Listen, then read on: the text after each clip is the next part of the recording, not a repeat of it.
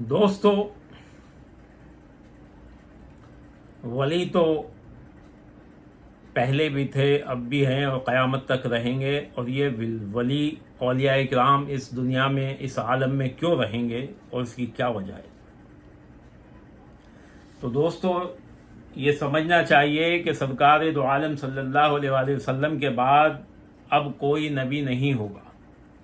آپ خاتم النبیین ہیں، آپ کے اوپر نبوت ختم ہو گئی ہے۔ اب کوئی نبی نہیں ہوگا، آپ خاتم ہیں، یعنی آپ پر نبوت ختم ہو گئی ہے۔ مگر خداوند تعالی نے بارگاہ نبوت کے دلائل کو آج بھی باقی رکھا ہے، اور ان دلائل کے اظہار کے لیے اولیاء ہی کی ذات بابرکات کو سبب ٹھہرایا ہے، اور ان کو اس عالم کا حکمراں بنایا ہے۔ اولیاء کرام کو اس عالم کا حکمراں بنایا ہے، انہی کا حکم چلتا ہے اس عالم پر۔ آسمان سے بارش ولیوں کے قدم کی برکت سے ہوتی ہے۔ یہ ولیوں کے احوال پاکیزہ کا فیض ہے، جو نباتات زمین سے اگتے ہیں۔ نباتات میں وہ سب چیزیں آ جاتی ہیں جو زمین سے اگتی ہیں، اناج، گھاس وغیرہ۔ یہاں تک کہ کفاروں پر بھی فتح مسلمانوں کو ان ولیوں کی بدولت ہی ملتی ہے۔ سارے نظام عالم کو یہ ولی ہی چلاتے ہیں۔ یہی اولیاء تمام عالموں کے والی ہیں، تمام کائنات کے رازوں سے واقف ہیں۔ کل کائنات کی کنجیاں انہی کے پاس ہیں۔ دوستو، اولیاء کرام میں سے 4000 ایسے ولی ہیں جو منشور و پوشیدہ ہیں۔ 4000 کی تعداد ان ولیوں میں ایسی ہے جو پوشیدہ رہتے ہیں۔ یہ ولی اولیاء کرام آپس میں ایک دوسرے کو بھی نہیں جانتے، نہ انہیں پہچانتے ہیں، نہ ایک دوسرے کے مقامات و قدر و منزلت سے واقف ہوتے ہیں، یعنی کس کا کیا مقام ہے، کتنا بڑا مرتبہ رکھتا ہے، کیا قدر و منزلت ہے، اس سے بھی ناواقف رہتے ہیں۔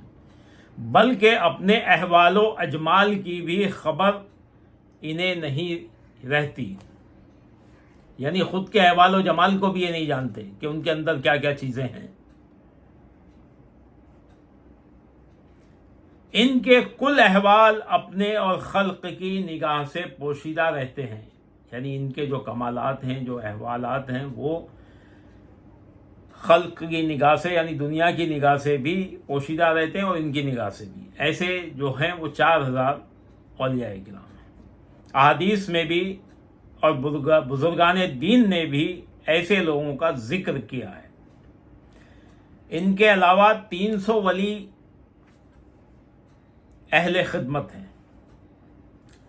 300 ولی ایسے ہیں جو اہل خدمت ہیں، جو اس عالم میں صاحب حل و عقد ہیں، یعنی دنیا کا نظام ان کے سپرد ہے۔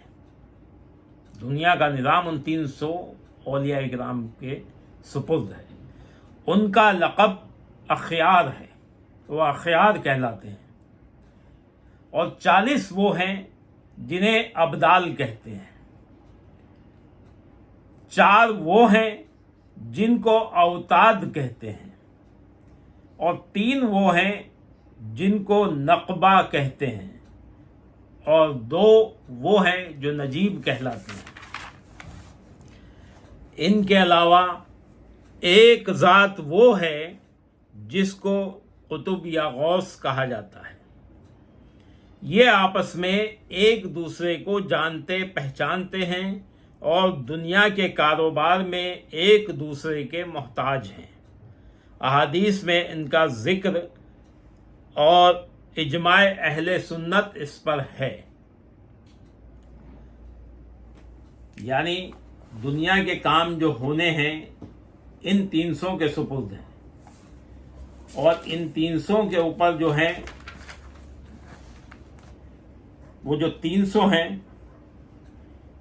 وہ اخیار کہلاتے ہیں، جو 40 ہیں وہ ابدال کہلاتے ہیں، اور ان میں 4 اوتاد ہیں، ان کے اوپر 4 جو ہیں وہ اوتاد ہیں، اور پھر ان کے اوپر 3 نقبہ ہیں، اور پھر 2 نجیب کہلاتے ہیں، اور پھر ایک ان کا بادشاہ ہے قطب یا غوث، وہ جو اللہ تعالیٰ کی طرف سے اس کو حکم ہوتا ہے یہ نظام عالم کو چلانے کے لیے، وہ ان سب کو بانٹ دیتا ہے، سب کے اپنے اپنے کام ہیں۔ دوستو، یوں تو باب نبوت ہمیشہ کے لیے بند ہو گیا،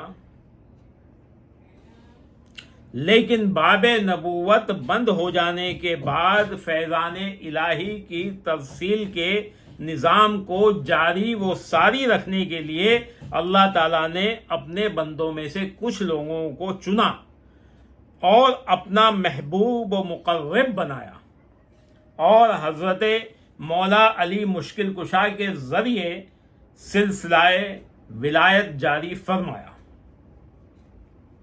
جو نظام نبوت تھا، جو خلق کے لیے فیضان الہی تھا، جب وہ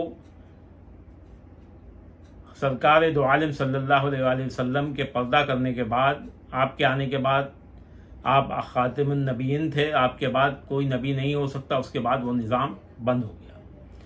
جب آپ نے پردہ کر لیا تو وہ نظام ختم ہو گیا۔ اب اس کو، اس فیضان الہی کو جاری و ساری رکھنے کے لیے اللہ تعالیٰ نے یہ سلسلہ ولایت شروع فرمایا، اور اس کا امام حضرت مولا علی مشکل کشا کو بنایا۔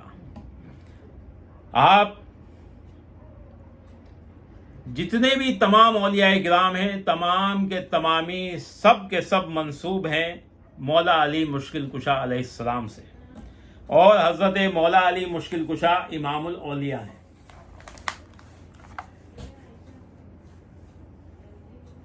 یہ ولایت کا سلسلہ قیامت تک جاری رہے گا۔ اولیاء کرام کا کام یہ ہے کہ یہ در مصطفیٰ صلی اللہ علیہ وآلہ وسلم کی خیرات عام لوگوں میں تقسیم کرتے ہیں، اور عام لوگوں کو اللہ کی بارگاہ کا راستہ دکھانے پر متعین ہیں۔ اولیاء کرام سے فیض حاصل کرنا اللہ کے حکم کی تعمیل ہے۔ یہ جو کچھ لوگ اعتراض کرتے ہیں وہ سن لیں کہ اولیاء کرام سے فیض حاصل کرنا اللہ کے حکم کی تعمیل ہے۔ قرآن کریم میں حکم ربانی ہے کہ وَاصْبِرْ نَفْسَكَ مَعَ الَّذِينَ يَدْعُونَ رَبَّهُمْ بِالْغَدَاوَةِ وَالْعَشِيِّ يُرِيدُونَ وَجْهَهُ وَلَا تَعْدُ عَيْنَاكَ عَنْهُمْ، یعنی اے میرے بندے، تو اپنے آپ کو ان لوگوں کی سنگت میں جمائے رکھا کر جو صبح و شام اپنے رب کو یاد کرتے ہیں، اس کی رضا کے طلبگار رہتے ہیں، اس کے دید کے متمنی اور اس کا مکھڑا تکنے کے آرزو مند رہتے ہیں۔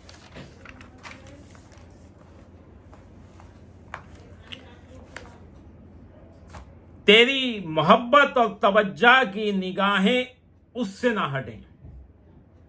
دوستو، یہ اللہ کا حکم ہے کہ فیضان الہی جو ہے وہ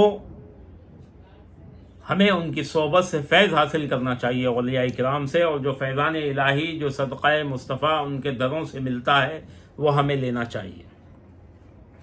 دوستو، اس آیت مبارکہ میں اللہ تعالیٰ نے اپنے بندوں کو اپنی بارگاہ تک رسائی کا طریقہ بتاتے ہوئے فرمایا ہے کہ اے لوگو، تم میرے ان بندوں سے اپنا ناطہ جوڑ لو۔ کن بندوں سے؟ اولیاء کرام سے. پھر ان کی پہچان بتا رہے ہیں کیا کہ جو صبح و شام میری یاد میں سرمست رہتے ہیں اور میرے ذکر میں ان کے شب و روز عالم شرساری میں گزرتے ہیں، عالم شرساری میں گزرتے ہیں، بسر ہوتے ہیں، اور جو میرے چمستان الست سے جام پر جام لڑاتے ہیں. سبحان اللہ.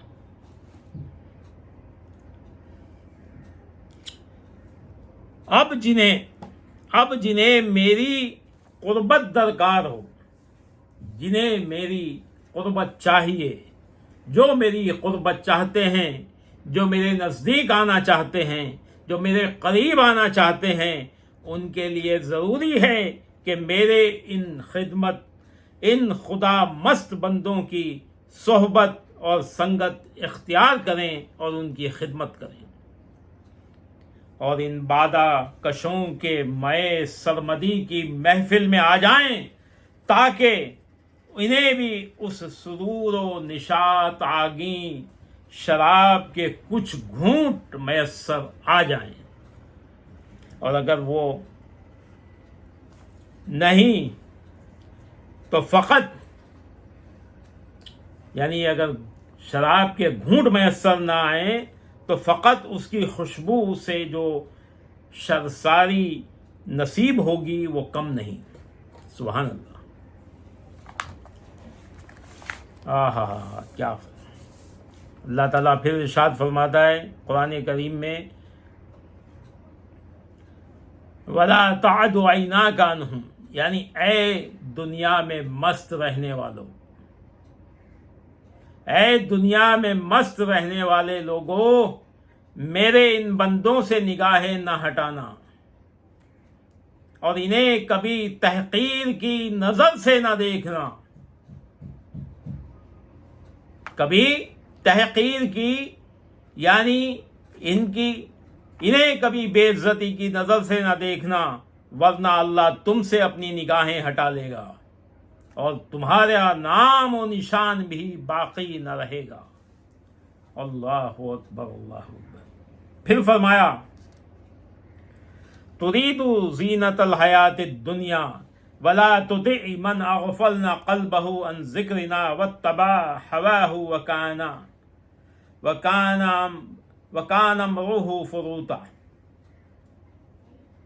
ترجمہ، کیا تو ان فقیروں سے دھیان ہٹا کر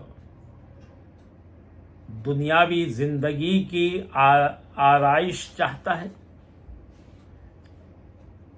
ترید زینت الحیات الدنیا، کیا تو ان فقیروں سے دھیان ہٹا کر دنیاوی زندگی کی آرائش چاہتا ہے، اور تو اس کی اطاعت نہ کر جس کے دل کو ہم نے اپنے ذکر سے غافل کر دیا ہے. یعنی ان فقیروں کی محفل سے ہٹ کر ان مالداروں کی محفل میں نہ جا اور ان کی اطاعت نہ کر جن کے دلوں کو ہم نے اپنے ذکر سے غافل کر دیا ہے اور وہ اپنی ہوائے نفس کی پیروی کرتے ہیں اور ان کا حال حد سے گزر گیا ہے. دوستو، اس آیت کریمہ میں اللہ تعالیٰ فرما رہا ہے کہ ترید زینت الحیات الدنیا، کیا تم اس چند روزہ دنیا کی زیب و زینت کے غلام رہنا چاہتے ہو اور آخرت کی طلب سے بیگانہ رہ کر زندگی گزارنے کے تمنائی ہو؟ خبردار، اگر آخرت کی نعمتوں کے طلبدار ہو تو میرے بندوں کو اپنا مرکز نگاہ بنا لو. اگر تم اس دنیا کی عارضی متاع حیات کے جال سے خود کو بچا کر میرے خاص بندوں کے محبوب بن جاؤ گے، ان سے محبت کرو گے، ان سے عشق کرنے والے بن جاؤ گے، ان کی خدمت کرنے والے بن جاؤ گے اور ان کی نصیحت سننے والے بن جاؤ گے، تو وہ تمہیں طالبان حق بنا دیں گے. وہ تمہیں طالبان حق بنا دیں گے، تمہیں طالبان آخرت بنا دیں گے اور تمہیں طالبان مولا بنا دیں گے. اور اگر انہیں تکنا چھوڑ دو گے اور اگر انہیں تکنا چھوڑ دو گے، ان سے محبت چھوڑ دو گے، ان کی صحبتیں چھوڑ دو گے، تو پھر مکروہات دنیا میں غرق ہو کر دنیا کی خواہشات کے دریا میں ڈوب جاؤ گے، اور دنیا کی محبت تمہیں ذکر الہی اور یاد الہی سے بیگانہ کر دے گی۔ اللہ اکبر۔